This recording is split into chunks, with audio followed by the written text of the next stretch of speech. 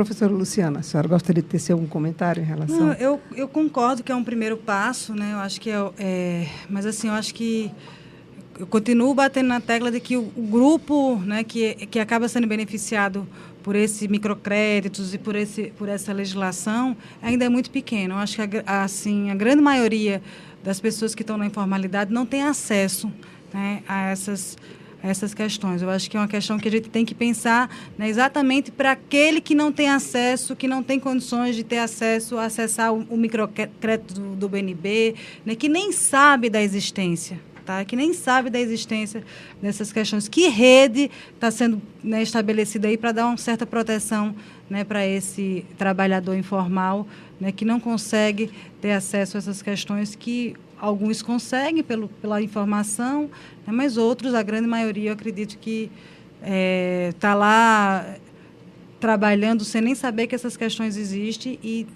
sem ter nenhum trabalho mais voltado para ele.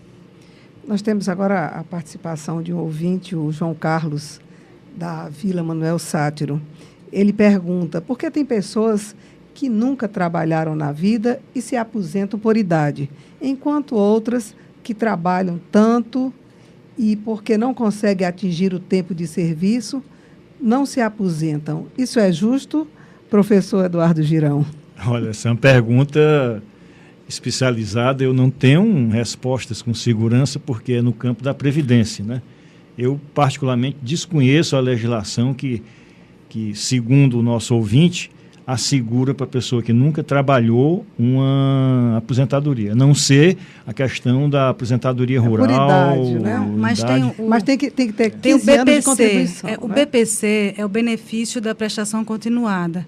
Tá? E ele é dado para as pessoas com deficiência e as pessoas idosas que têm, acho que 25% de um salário mínimo, assim, então que conseguem comprovar baixa renda. Então, o benefício da prestação continuada, tá? Então, o pessoal fala, é a aposentadoria, mas não é uma aposentadoria, né? É um benefício que as pessoas recebem, eu acho que a partir de 65 anos, mas não são todas as pessoas, né? Então, não é assim, nunca trabalhei e vou receber, não. Você tem que realmente atestar. Se ela contribui, considerada baixa renda, é porque, de certa forma, trabalha, né? Então, quer dizer, na verdade, eu acho que é uma legislação muito específica da nossa parte, Mas isso é o benefício da prestação continuada que ele está se referindo, certamente. Tá? Eu acho também que essa questão de você se aposentar por idade, mas tem que ter contribuído, no mínimo, com 15 anos, né, com a Previdência Social para conseguir ter acesso à aposentadoria por idade.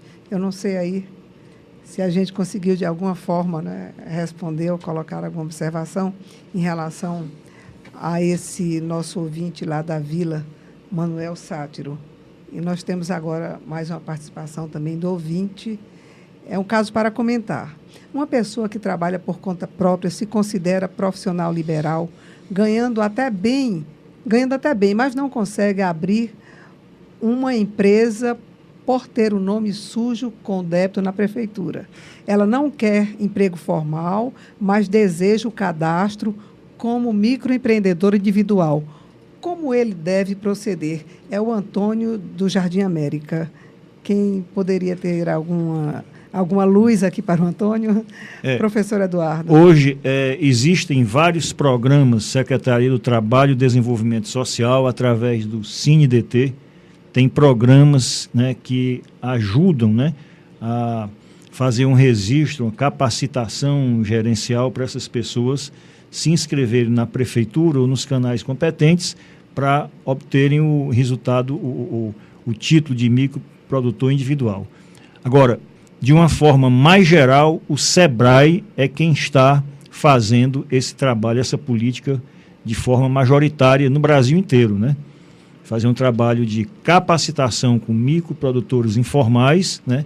E já inscrevendo essas pessoas nesse programa de microprodutor individual. Mas ele argumenta, não é, que não consegue abrir isso porque tem o nome sujo com débito na prefeitura.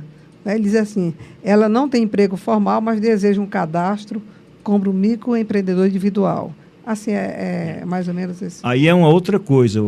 Eu acho que para conseguir outros benefícios decorrentes de um primeiro enquadramento como microprodutor individual, é que eventualmente elas precisam de cadastro do Serasa, do SPC, né? Mas, ao que eu saiba, uma primeira inscrição como microprodutor individual, não há necessidade de comprovar isso na prefeitura ou nesses programas iniciais de cadastro. Nós vamos falar um pouquinho agora de economia popular solidária. Alguns especialistas trabalham hoje com esse conceito. O senhor até já fez uma referência ao BNB, acho que está dentro dessa ótica de economia. O que é que define esse modelo que vem sendo muito estimulado? A gente conhece mais agora perto da gente o microempreendedor, o Crédito Amigo, né? Acho que é do Banco do Nordeste. Professor Eduardo Girão. Há uma certa, digamos assim, controvérsia de dizer que o microprodutor individual que tem um microcrédito, isso seria economia popular solidária. O Fórum Brasileiro de Economia Solidária, ele rechaça totalmente essa visão. Ele diz que microcrédito individual, a pessoa que pega um crédito, é um procedimento capitalista, individual, né? Competitivo, as pessoas vão competir, têm que ser empreendedoras e, como tal, né, não estariam exercendo uma ocupação ou uma atividade solidária. O que acontece? Em 2003, sob a liderança do professor Paul Singe, se cria no Brasil a Secretaria Nacional de Economia Solidária, SENAS, né? O que é que trata essa secretaria? De empreendimentos coletivos, onde a cooperação, né, a autogestão, né, seriam as variáveis fundamentais para classificar esses empreendimentos como solidários. Agora, o fato interessante é que o Banco Nordeste do Brasil, hoje aqui, a sede aqui em Fortaleza, tem o programa Microcrédito, né, Crédito Amigo, que é um programa forte, com uma escala enorme, e também tem o Programa de Apoio a Projetos Produtivos Solidários, que, na verdade, é uma forma de aportar recursos para essas atividades econômicas coletivas que praticam a autogestão. Em geral, elas estão situadas no interior, na área rural, né? Então, essas duas coisas são distintas, né? O Fórum Brasileiro de Economia Solidária classifica como economia popular solidária esses empreendimentos que fundamentalmente são coletivos e que praticam a autogestão. Professora Luciana? Eu vou pegar a observação do professor e vou fazer um comentário. A gente fez um trabalho, né, com os catadores e a gente trabalhou depósitos e associações, né? E é impressionante como a gente percebe um discurso diferente, uma percepção diferente dos seus trabalhos, uma forma diferente desses trabalhadores, né, construírem a sua identidade. Então, quando a gente tem pessoas que estão numa associação, né, então eles têm muito mais força, né, para estar lutando, construindo, né, lutando pelas suas bandeiras, conquistando seus direitos, isso é um fato. E, além disso, do ponto de vista da identidade desses sujeitos, participar, se reconhecer como membro, né, de uma associação de catadores é diferente do que ser um catador avulso, alguém que trabalha, né, sozinho e que vende o que cata durante o dia num depósito. Então, há uma outra identidade, a identidade do grupo. Então, você percebe muito fortemente esse reconhecimento de que nós somos trabalhadores, nós participamos da mudança da cidade, nós limpamos, nós protegemos, nós somos agentes de modificação ambiental. É muito interessante o discurso. Então, além da questão econômica, né, do ponto de vista da subjetividade desses sujeitos, desse trabalhador, sem dúvida nenhuma, o trabalho numa associação, né, contribui para a formação dessa identidade, né, desse sujeito. Tá? Professor Eduardo. Há um acúmulo de experiências nesse campo da economia popular solidária no Brasil inteiro, né, que é digna de registro. A gente já ouviu falar, já foi até alvo de reportagem na televisão, em cadeia nacional, dessa experiência aqui do Conjunto Palmeiras, o Banco Palmas, né? O Banco Palmas é efetivamente, né, um grande programa onde você percebe claramente manifestações da economia popular solidária. Aqui na região do Grande Bom Jardim existe a Fundesol, que é uma outra instituição que aporta recursos apenas para empreendimentos tidos como solidários, né? E você vai por aí afora, tem as feiras de economia solidária, a Feira de Santa Maria, você tem os programas de projetos produtivos solidários do Planalto da Borborema, a partir dos fundos rotativos solidários, que as pessoas recebem os investimentos e não retornam necessariamente em moeda. Elas podem retornar com trabalho, com produtos, com benefícios para a própria comunidade. E o interessante a gente notar, para a gente perceber que isso não se trata mais de experiência exótica, é uma realidade. Aqui no Planalto da Borborema, o ano passado, a ONU, fazendo um estudo sobre as metas do milênio, considerou uma associação de Caiçara, na Paraíba, que pratica fundos rotativos solidários em torno de 50 famílias e conferiu o único prêmio da América Latina a essa experiência. Isso não é divulgado, né?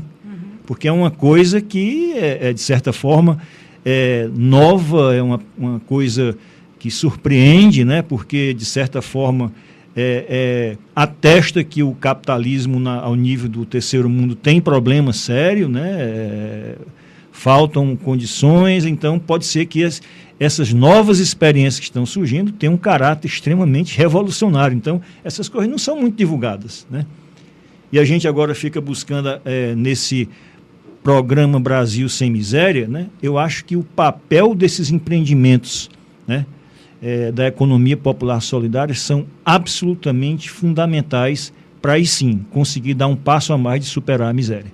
E o que acontece é justamente o contrário, se faz incentivo para que esses trabalhadores eles se separem cada vez mais, se enfraqueça os laços, né, desses grupos. A gente vê isso claramente nos trabalhadores da feira, né? A gente vê que eles estão ali, eles estão dentro do mesmo ambiente e não há nenhuma relação entre eles. Você, no máximo, está ali compartilhando com o seu colega para quando você precisar sair, ele ficar olhando sua banca. Mas não há uma cooperativa, não há nada que permita esse fortalecimento dessa categoria, né? O professor Eduardo ele falou em novas alternativas e eu indagaria agora em relação às novas tecnologias, né, que vêm se apresentando, né, nessa mudança incontestável do mercado de trabalho nos últimos anos. Essas novas tecnologias, elas de alguma forma elas ajudam a esse trabalhador que está na informalidade, professor Eduardo? Olha, na visão de um professor como Ladislau Douba, por exemplo, na visão do Márcio Postman, que hoje dirige o IPEA, né? Na visão do Ricardo Antunes, que é um professor que trabalha muito a sociologia econômica do trabalho, todos eles fazem uma análise na seguinte ordem. A sociedade do conhecimento, a tecnologia, as novas técnicas, né? Elas têm um papel muito forte para desestruturar empregos antes existentes, mas também trazem em si outras alternativas, outros nichos de mercado, né? É mais ou menos uma coisa quase que compensatória. O que eu penso é o seguinte, para quem está com um nível de escolaridade razoável, quem já mergulhou, né, na sociedade do conhecimento, da informática, essas pessoas acabam sobrevivendo bem. O problema é aquelas pessoas de baixíssima escolaridade aqui no Brasil, né, sem nenhuma identidade com a sociedade do conhecimento, essas pessoas passam batidas mesmo. Elas, nesse sentido, prejudicam bastante, né? Claro, esse mercado ele é cada vez mais dinâmico, seletivo, promissor, e as pessoas estão ficando... O que eu chamo, alguns professores amigos meus não gostam dessa expressão, né? Mas eu digo que essa velocidade dessas mudanças é tão grande que esses segmentos vão ficando socialmente mortos, né? Porque eles não têm escolaridade, não têm educação e... Não acompanham. Não acompanham. Isso, lamentavelmente, é um problema sério, né? Tanto é que os recursos do Fundo de Amparo ao Trabalhador, de uns 4 anos para cá, começam a ser investidos num programa de inclusão digital para jovens, né, para melhorar a escolaridade, para ver se consegue absorvê-los. É esse mesmo grupo que não tem, que acaba também não tendo acesso, né, ao microcrédito, né, que acaba não tendo acesso a essa informação, né? Então, pessoas que acabam ficando à margem porque a comunicação, né, não chega até elas ou elas não chegam até esses canais, né? O nosso ouvinte, Antônio, do Jardim América, ele insiste, eu acho que o professor Eduardo poderia tentar responder ele de forma mais objetiva. Ele diz o seguinte, ele diz que não precisa de empréstimo, mas gostaria de se legalizar para poder trabalhar formalmente, saldar as dívidas e poder crescer. Como ele deve proceder?